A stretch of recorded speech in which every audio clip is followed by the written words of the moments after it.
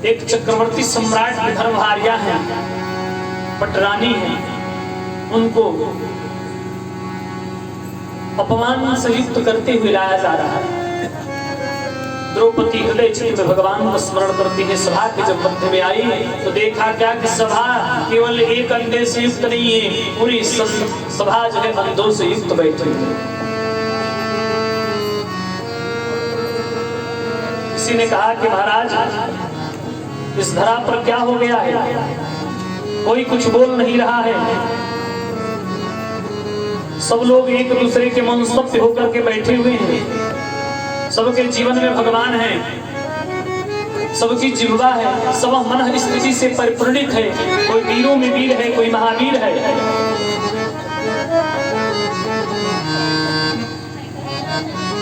और कोई बोल नहीं रहा है। द्रौपदी अपने मन में विचार करती है, प्यारे सज्जनों, द्रौपदी कहती है अपने ताप से, पितामह भीष्म से जाकर के अनुनय विनय करती है, पर पितामह भीष्म आंखों से अश्रु की धारा बहा रहे हैं, लेकिन अपनी जिह्वा को बोलते नहीं। यदि भीष्म पितामह के पास इतना सामर्थ्य था कि वह यदि एक बार बोल दे तो सभा के अंदर एक चींटी तक प्रवेश न करे महाराज, वाक्यान और कर्म तो दूसरी बात है। स्थिति बड़ी मौसम से युक्त हो, आंखों से आंसू बहने लगे। हम इस धरा पर हैं प्यारे सज्जनों, जिस धरा पर नारी के सम्मान के लिए कितने भी लड़ जाते हैं, उस धरा पर हम निवास करते हैं। जब रामा काल में सीता को हरण करने के लिए दुष्ट रावण रूपी दुष्ट ने हरण करने के लिए आतुर हुआ था, लेकर चल पड़ा था, उस समय इस धरा पर और कोई तो और स्वयं से गिद्धराज जटायु में रक्षा करने के लिए चली गई। और आज द्रौपदी करके वितुलित हो गया है समाज। किसी के रोवत देखी आकाश आँखी में सिया के रोवत देखी आकाश आँखी के आगे न पाप समझे, रावण गीत हमें का समता पर पाखी चोचन से लड़ गई है। किसी के रोवत देखी आकाश आँखी के आगे न पाप समझे, रावण की धमिका समता पर चोची पाखन से लड़ गए। कि देशौ है सब लोग है, देशौ है सब लोग है, पर ऊ दिनवा कहवा चली गईले। कि लाज बचावे पदे पर नारी के, लाज बचावे पदे पर नारी के, भारत में विधवा मर गई है।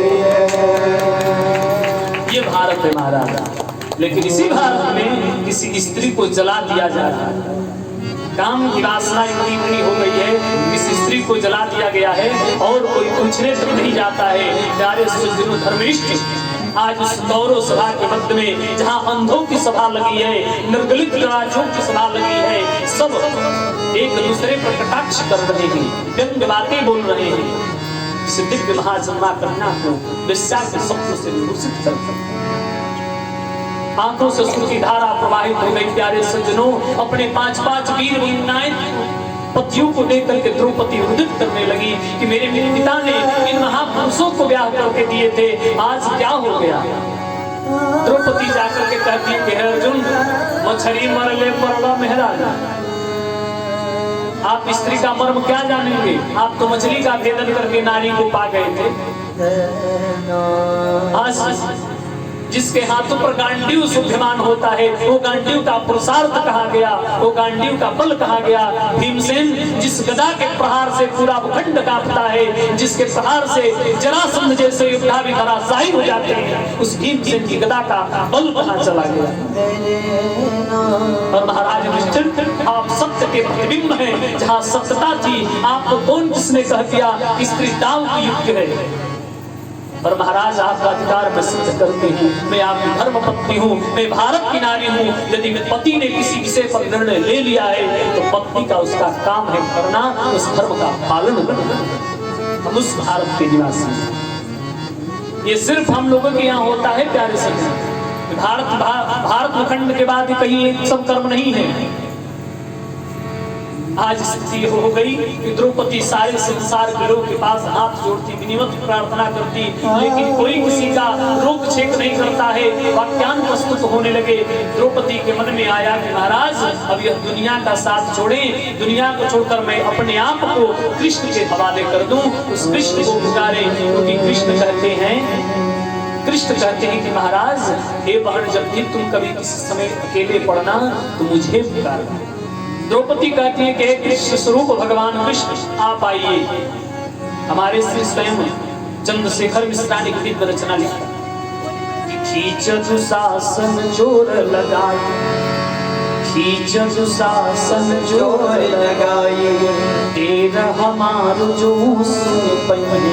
अरे पापी सवा सविपत्ति परी, पर मोहन ना हमके बिसरिए। मुझे विश्वास है यह संसार आज साथ दे या न दे, पर मेरे ठाकुर जी जरूर मेरा भाई जिसका नाम द्वारिकाधीश है वो जरूर आएगा। खींच शासन तुम्हारे पास जो सामर्थ्य है। कि देर लगे नय बेर लगे, कि देर लगी नय बेर लगे, बीरना असधावल है। अरे देर लगी नय बेर लगे, बीरना असधार कि भौजी के गोद में हुई है तबो मोर टेर सुनी फिर ना रही है। कहती है द्रौपदी की खींच। और इस दुष्ट दुर्योधन से कह दे कि अपने अंधे बाप को भी बुला ले और उसने अपने 100 भाइयों को बुला ले, जितना जो सामर्थ्य अपना सामर्थ्य लगा ले। द्रौपदी को मन में हुआ कि हे कृष्ण आप भाई हमारे हैं, आज यदि आप नहीं है तो द्रौपदी आप लज्जा से मुक्त कभी मुंह दिखाने के योग्य नहीं रहेगी। हाथ जोड़ बिनती करिले सुनाने वाला। द्रौपदी कहती है कि महाराज आप यदि नहीं आए ना, आज इस विपत्ति में आप हमारे नहीं आए तो हमारा और आपका संबंध नहीं है। कि अरे डाढ़े में जो रुदन करती करती कि अरे गाढ़े में जो बिसरी बहरी, तब जा तू हंसे हम बोल बिनाई। कि गाढ़े में जो बिसरी बहरी, तब जा तू हंसे हम बोल बिनाई।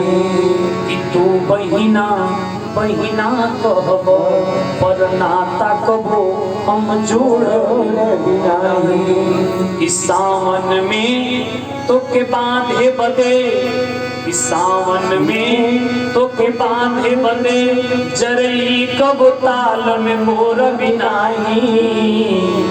कि पूस में जो खिचड़ी लेके आइबो, कि पूस में जो खिचड़ी लेके आइबो, भले सड़ी जा मुखोर बिनाई। गाढ़े गाढ़े अर्थात विपत्ति को कहते हैं। हे कृष्ण आज इस विपत्ति में आप मेरे साथ नहीं आए तो आपका और मेरा संबंध आज समाप्त हो जाएगा। द्रौपदी कहती है हे दुष्ट दुर्योधन, तुम अपने भाई को आदेश को मस्त खींच ले। यदि मेरे भाई को लज्जा होगी ना, अपनी बहन की सुरक्षा का उसको बोझ होगा ना, तो आज मेरी लज्जा वो स्वयं बचाएगा, क्योंकि वो संसार का रक्षा करता है। अब मैं संसार से उब गई, जो तुम्हें मन करे वो कर।